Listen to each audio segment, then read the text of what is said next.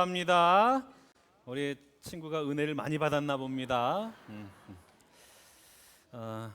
사랑하는 여러분 반갑습니다. 오늘 이 자리를 가득 채운 여러분의 모습을 보니까 참 마음이 따뜻하고 참 벅차오르는데요. 특별히 오늘은 온가족 예배로 우리 유치부 어린이부터 시작해서 초등부, 또 청소년부, 그리고 청년부, 장년부, 또 어르신들에게 이르기까지 온 가족이 함께 우리가 예배를 드리고 있습니다. 저는 개인적으로 이 모습이 하나님 나라의 그림이 아닐까 생각합니다. 함께 모든 세대가 함께 모여 있는 곳을 우리는 뭐라고 그러죠? 가족이라 그러죠. 가족, 하나님 나라의 가족이 되어서 함께 예배하는 것이 얼마나 큰 복인지 모릅니다. 한 세대만 있는 교회는 건강하지가 않죠. 아기 울음소리도 들려야 되고 청소년들의 고민소리도 있고 청년들의 방황도 있고 또 장년들의 책임감도 있고 또 노년들의 눈물과 기도도 함께 있어야 진짜 교회인 겁니다. 그래서 우리가 하나님의 가족이라는 이름으로 모여서 함께 예배하는데 오늘 예배하는 여러분 모두 가운데 우리 하나님의 은혜와 복이 함께 하시기를 주님의 이름으로 축복합니다. 오늘 본문 말씀 보면 우리와 비슷한 장면이 펼쳐지고 있어요. 각기 다른 수많은 사람들이 베세다 들판에 모여가지고 함께 예배하고 있는 거예요. 아이들도 있고 청년과 어르신들도 있고 병든 사람도 있고 가난한 사람도 있고 미래가 불안정한 청년들도 있고 자녀 문제로 고민하는 부모들도 있고 그리고 인생의 무게에 짓눌린 그런 분들도 함께 모여 있었던 거죠.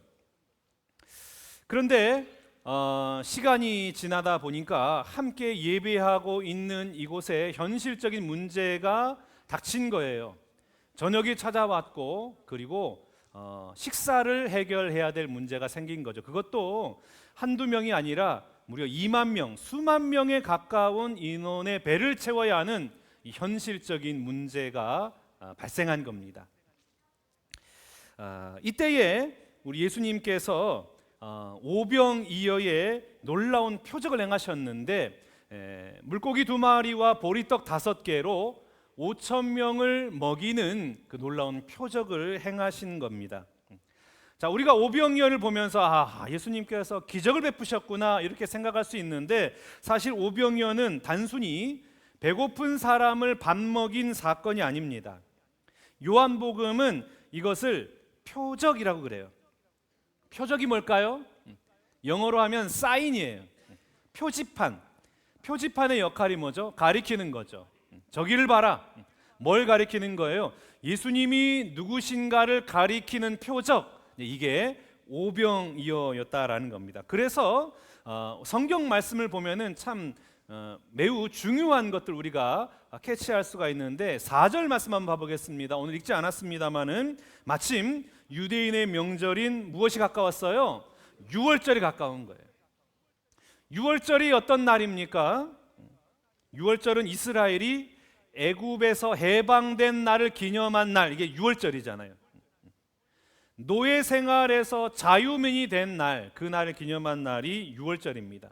죽음에서 건짐을 받아서 자유하게 된 날, 이게 유월절인 것이죠. 그런데 요한복음은 그 유월절에 예수님께서 오병이어의 표적을 행하셨다라고 기록하고 있는 거예요. 그러니까 매우 중요한 의미가 있는 겁니다. 오병이어의 의미는 단순히 배고픈 사람들에게 떡을 주시기 위해서 오신 것이 아니라 뭐예요? 우리는 물질과 건강과 걱정과 근심의 그런 고통 가운데 놓여져 있는데 예수님께서 이 땅에 오신 목적이 뭐냐? 그런 우리 모두를 해방하기 위해서, 자유시키기 위해서 이 땅에 오셨음을 오병이어의 표적을 통해서 우리에게 말씀하고 계신 겁니다. 그러니까 오병이어는 제2의 유월절이고 제2의 출애굽한 해방절인 것이죠. 오늘 예배를 통하여서 우리 손에 꼭 쥐고 있던 염려와 근심과 걱정의 쇠사들을 내려놓고 오늘 우리를 먹이시는 예수님 안에서 진정한 자유와 해방을 누리는 저와 우리 신관계 모든 성도님들 다 되시기를 주님의 이름으로 축복합니다. 오늘 우리가 해야 할 질문은 이것인데요. 첫 번째, 당신의 손에 계산기가 들려져 있습니까? 5절 말씀 봐보겠습니다. 예수께서 눈을 들어 큰 무리가 자기에게로 오는 것을 보시고 빌립에게 이르시되 우리가 어디서 떡을 사서 이 사람들을 먹이겠느냐 하시니, 예수님이 수많은 사람들을 보면서, 굶주린 사람들을 보면서 걱정하신 거예요. 그리고 빌립에게 질문을 하십니다. 우리가 어디서 떡을 사서 이 사람들을 먹이겠느냐? 그런데 이 질문은 예수님이 몰라서 하신 질문이 아니에요. 그 다음 9절 6절 말씀을 봐볼까요? 이렇게 기록을 하고 있는데, 이렇게 말씀하심은 친히 어떻게 하실지를 아시고 빌립을 시험하고자 하심이라. 그러니까 주님은 이미 알고 계세요. 이미 이 수만 명의 사람을 먹이실 작정을 하셨어요. 그런데 빌립에게 물어보신 거죠. 왜 물어보셨을까요? 빌립의 손에, 그리고 오늘 예배하고 우리들의 손에 무엇이 들려 있는지를 확인시켜 주기 위함이에요. 예수님의 질문에 빌립이 기다렸다는 듯이 대답을 하죠. 7절 말씀 봐보겠습니다. 빌립이 대답하되 각 사람으로 조금씩 받게 할지라도 200데나리온의 떡이 부족하리이다. 여러분, 빌립이 얼마나 정확합니까? 그 사이에, 질문하는 사이에 이 눈으로 다 스캔을 해가지고 이 정도면은 200데나리온의 떡이 필요하겠구나라고 생각을 한 거예요. 이때 당시에 한 데나리온은 노동자 하루의 품삯입니다. 그러니까 하루 동안의 그 품삯을 10만 원으로 치면은 2천만 원이 필요한 거예요. 빌립은 너무나 정확했어요. 빌립이 이 모든 것을 보면서 적어도 우리 가운데 2천만 원이 있어야 되겠구나. 빌립의 손에는 지금 뭐가 들려져 있는 거예요? 계산기가 들려져 있는 거예요. 빌립의 계산이 맞아요, 틀려요? 맞아요, 틀려요? 빌립의 계산이 맞아요. 매우 정확한 거예요. 200데나리온 2천만 원이 필요해야 한 사람당 빵 하나씩 돌아간단 말이에요. 매우 정확했단 말이에요. 매우 현실적이고 상황 파악이 빠르고 예산 산출이 매우 정확했어요. 그런데 문제는 뭡니까? 빌립에게 없었던 게 뭐예요? 지금 빌립 옆에 계신 누구를 빠뜨린 거예요? 예수님이 들어가 있지 않다라는 것이었어요. 우리가 그렇잖아요. 하나님, 제가 계산해 보니까 저는 안 됩니다. 하나님, 우리 형편이 어렵습니다. 하나님, 지금은 순종할 때가 아닙니다. 하나님, 나중에 여유가 생기면 하겠습니다. 경기가 너무나 힘든데 막 걱정이 되는 거예요. 자녀 학원비가 감당이 안 되는 거죠.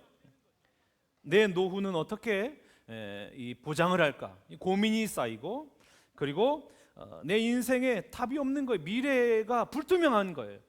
계산기를 두드리니까 도무지 답이 나오지 않는 거죠. 여러분, 우리가 계산기를 두드리면 두드릴수록 결론은 항상 똑같습니다.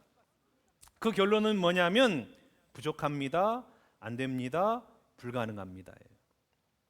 우리의 계산기는 항상 그래요. 여러분, 인생 어떠십니까? 작년보다 올해가 더 풍족하고 이 정도면 나는 괜찮아, 이런 분 계셔요? 너무나 풍족해, 올해는 정말 더할 나위 없이 너무나 좋아, 이럴 사람 있습니까? 단 한 사람도 없는 거예요. 소득이 차이가 나더라도 다 부족한 거예요. 계산하면 부족해요. 아이 학원 보내야 되죠, 노후 보장해야 되죠, 가정 책임져야 되죠, 선교해야 되죠, 이것도 해야 되죠, 저것도 해야 되죠. 그러니까 항상 부족해요. 그래서 대답은 뭡니까? 못합니다, 불가능합니다, 할 수 없습니다. 항상 계산기의 결정은 똑같다라는 것이죠. 그래서 여러분, 우리 하나님은 그 계산기를 멈추게 하시려고 계산기로 계산할 수 없는 자리로 우리를 데려가세요.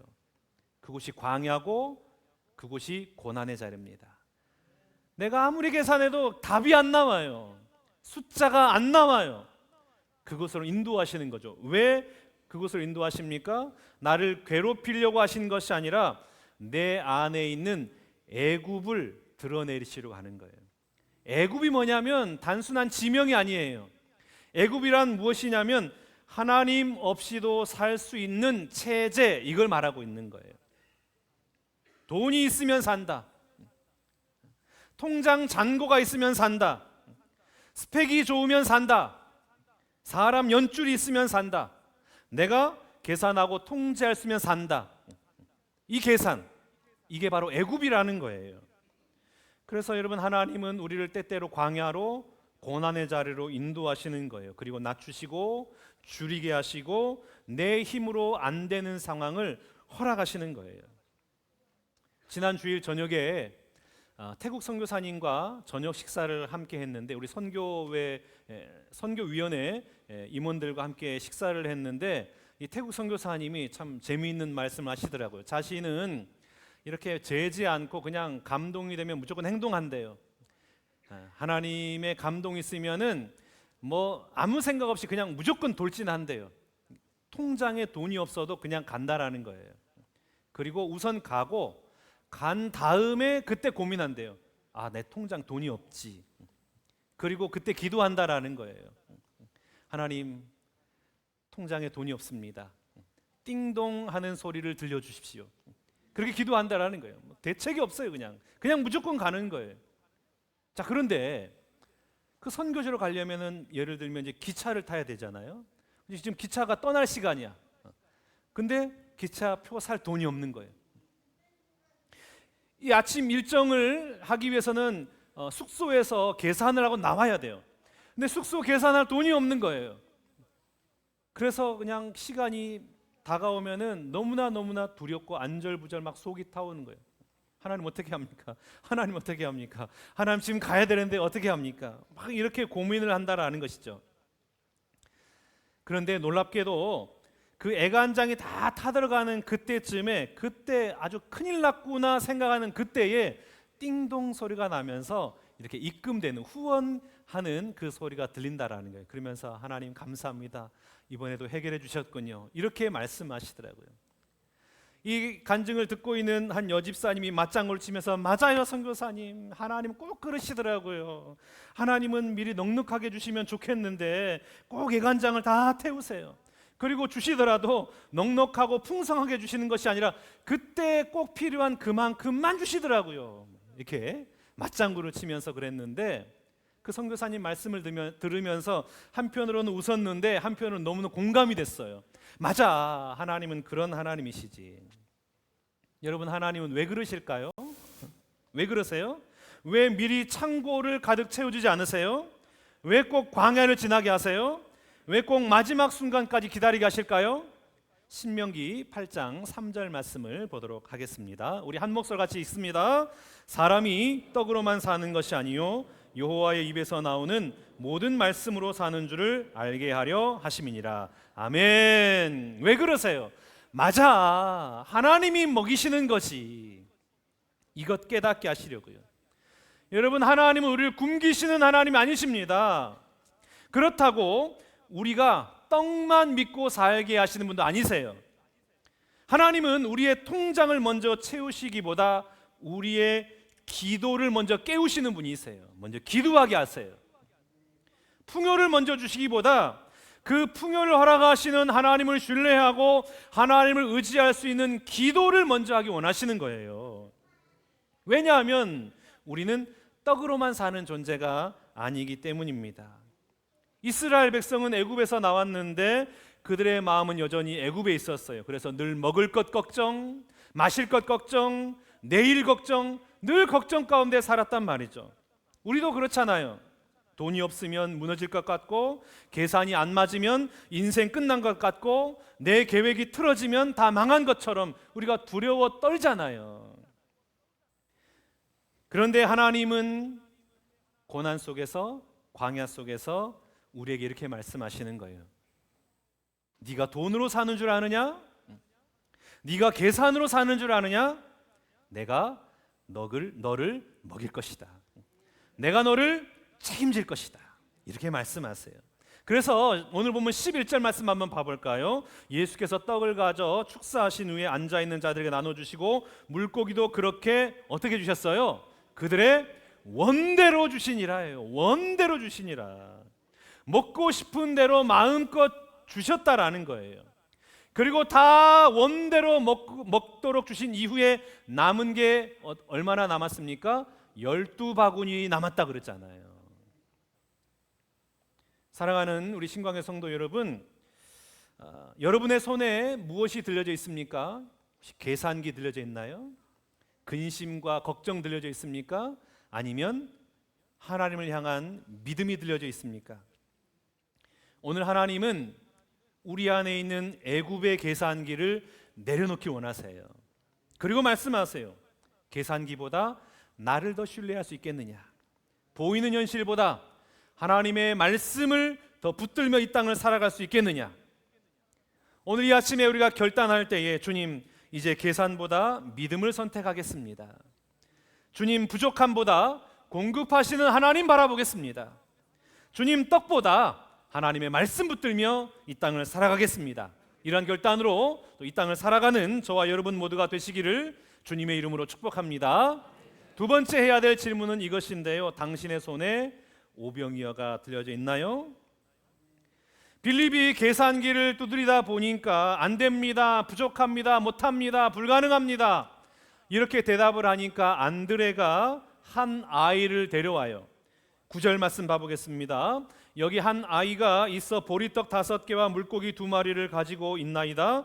그러나 그것이 이 많은 사람에게 어떻게 얼마나 되겠사옵나이까. 보리떡과 물고기를 가져왔어요. 이때 당시에 보리떡은 짐승의 사료로 사용되거나 아주 가난한 사람들이 죽지 않으려고 먹는 음식이 보리떡이에요. 그리고 물고기는 익투스가 아니라 옵사리온이에요. 익투스는 물고기 그 자체 물고기인데, 옵사리온은 뭐냐면 어부들이 물고기를 잡으면 물고기가 아주 작은 물고기 있잖아요. 그런 작은 물고기 어떻게 합니까? 다시 바다에 던지잖아요. 그게 옵사리온이에요. 이 어린아이가 가져온 물고기는 옵사리온이에요. 아주 조그만한 물고기. 그래서 가난한 사람들은 그 버려진 물고기 가져와 가지고 거기에 소금을 뿌려 가지고 반찬용 생선으로 사용했어요. 그러니까 이 어린아이가 가져온 물고기가 얼마나 보잘것없습니까? 대단한 게 아니에요. 풍족한 게 아니에요. 자랑할 게 아니에요. 더군다나 5,000명이 봤을 때에는 정말 얼마나 턱이 없는 그런 이 조그만한 것이었겠습니까? 우리는 자주 이렇게 말을 합니다. 저는 가진 게 없습니다. 제가 할 수 있는 것은 아무것도 없습니다. 저는 믿음이 없습니다. 믿음이 부족합니다. 저는 기도도 잘 못합니다. 저는 상처가 많습니다. 저는 실패했습니다. 저는 나이가 너무 많이 들었습니다. 저는 오늘 나이가 너무나 어립니다. 자꾸 이런 말을 한단 말이에요. 그런데 하나님은 오늘 그런 우리를 향하여 이렇게 물으세요. 네 손에 들려져 있는 것이 무엇이냐? 네가 내게 드릴 수 있는 작은 순종은 무엇이 있느냐? 네가 내 앞에서 내려놓을 수 있는 보리떡과 같은 것은 무엇이냐? 모세에는 지팡이가 있었죠. 다윗에게는 뭐가 있었어요? 물맷돌이 있었죠. 과부에게는 2렙돈이 있었고, 오늘 이 어린아이에게는 물고기 2마리, 보리떡 5개가 있었어요. 아주 보잘것없는 것이었어요. 미미한 것이었어요. 그런데 그 보잘것없는 것이 주님 손에 들려졌을 때에 하나님의 위대한 역사가 나타나는 것입니다. 사랑하는 여러분, 우리 인생도 마찬가지인 거예요. 내 손에 붙들려 있으면은 그저 한 끼 도시락이에요. 그런데 주님 손에 올려드리면 5,000명을 먹일 수 있는 생명의 양식이 됩니다. 내 시간이 내 손에만 들려져 있으면은 그냥 피곤한 하루예요. 그런데 주님께 올려드리면 누군가를 살리는 섬김이 됩니다. 내 물질이 내 손에만 들려져 있으면 부족해요. 불안해요. 그러나 그 물질을 주님 앞에 올려드리면 하나님 나라의 씨앗이 되는 거예요. 내 상처가 내 손에만 들려있고 내가 가지고 있으면 원망만 돼요. 아파요. 그런데 그것을 주님 앞에 올려드리면 누군가를 위로하는 간증의 사건이 됩니다. 내 실패가 내 안에만, 내 손에만 있으면 그건 수치예요. 부끄러워요. 그래서 늘 그걸 숨기려고 하죠. 그런데 그 수치를, 그 실패를 주님 앞에 올려드리면 다른 사람을 살리는 복음의 통로가 되는 것입니다. 내가 생각할 때 연약하고 부족하고 보잘것없고 보리떡과 같은 것이라 할지라도 그것을 주님 앞에 올려드릴 때에 그것은 위대한 하나님의 역사가 되는 줄로 믿습니다. 그러므로 사랑하는 우리 성도 여러분, 보리떡과 같은 인생이라고 부끄러워하지 마세요. 우리 어린 자녀들, 나는 아무것도 할 수 없어요, 이렇게 말하지 마세요. 오늘 찬양 율동하는 거 얼마나 귀합니까? 그것을 통해서 우리 하나님이 영광을 거두시는 줄 믿습니다. 우리 청년 여러분, 나는 할 게 아무것도 없어요, 그런 말 하지 마세요. 아주 사소한 것이라도 주님 앞에 올려드리면 그걸 통하여서 우리 하나님은 위대한 역사를 이루어 나가실 줄로 믿습니다. 초라한 가정, 믿음 없는 가정, 연약한 몸, 실패한 과거, 깨진 관계, 눈물 많은 인생, 그 모든 것도 주님 앞에 올려드려질 때에 그것은 생명 살리는 하나님의 위대한 도구가 될 줄로 믿습니다. 오늘 주님 우리에게 물어보세요. 네 손에 오늘 들려져 있는 것이 무엇이냐? 네가 움켜쥐고 있는 그 오병이어는 무엇이냐? 그것 내 손에 올려놓을 수 있겠느냐? 오늘 이 아침 우리가 결단하기 원하는데, 주님, 제 인생 작지만 주님 손에 올려드리겠습니다. 제 기도 아무것도 아니지만 주님 앞에 올려드리겠습니다. 제 시간 넉넉하지 않지만 그 조그만 것이라도 주님 앞에 올려드리겠습니다. 저의 물질 보잘것없지만 그 조그만 것 통해서 하나님 영광이 나타나게 하여 주옵소서. 이렇게 믿음으로 결단하며 나아갈 때에 여러분을 통하여서 오병이어의 기적의 은혜가 일어날 줄로 믿습니다. 자, 세 번째, 당신의 손에 생명의 떡이신 예수님이 붙들려 있습니까? 14절 말씀 봐보겠습니다. 이 사람들이 예수께서 행하신 이 표적을 보고 말하되 이는 참으로 세상에 오실 그 선지자라 하더라. 그 2만 명의 사람들이 깜짝 놀란 거예요. 어떻게 이런 기적이 일어났을까? 그래서 그 표적을 보고 예수님을 따라 나선 겁니다. 왜 예수님을 따라 나셨어요? 예수님이 메시아이기 때문에 따라 나선 것이 아니라 뭘 보고요? 표적 보고 예수님을 따라 나신 거예요. 오늘 우리가 스스로에게 좀 그런 질문했으면 좋겠어요. 오늘 나는 예수님을 왜 믿는가? 오늘 내가 하나님을 믿는 이유는 무엇인가? 자녀가 잘 되면 감사를 하고, 사업이 잘 되면 신앙생활 열심히 하고, 형통하면 기분도 좋고, 그런데 잘 안 되면 시험에 빠지고. 그러면 이건 예수님이 목적이 아니라 내 욕망이 목적인 거예요. 여러분, 진짜 복이 뭘까요?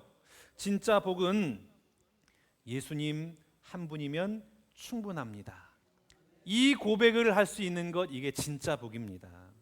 오병의 핵심은 뭐냐면 떡이 아니에요. 떡을 내려서 사람을 먹이는 사건이 아닙니다. 예수님이 우리를 먹이신다는 이 믿음, 이게 바로 오병이어의 사건을 통해서 우리에게 말씀하시고자 하는 하나님의 메시지예요. 그러므로 여러분, 우리에게 질문해야 돼요.